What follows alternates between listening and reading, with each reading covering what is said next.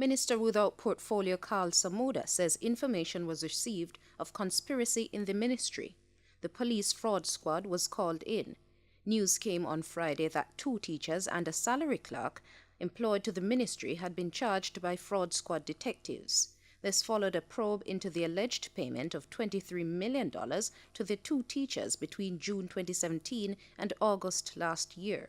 In an interview with our news center, Mr. Samuda outlined how the fraud was uncovered. It is a matter that has to do with someone who, on the clerical side, in collusion with other people in the ministry on the teaching side, where funds were deliberately channeled to persons who, by arrangement, from what I can gather, there was to be excess was to be passed on to the person who was providing the funds to them by this illegal means. But it has no connection with anything else that you might have heard within the ministry earlier dealing with any other person. It's a totally new story that was given to me in this particular regard. The 3 suspects in the case are booked to appear before the Kingston and St. Andrew Parish Court on May 28 to answer charges of simple larceny and conspiracy to defraud.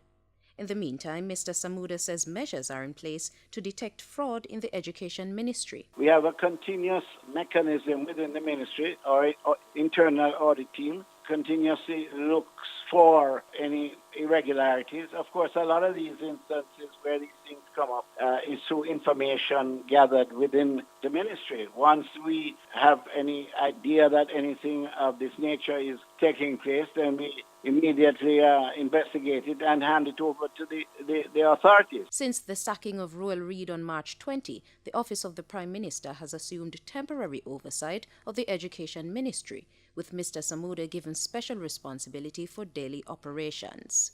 Sasha Lee Hamilton, Frontline News.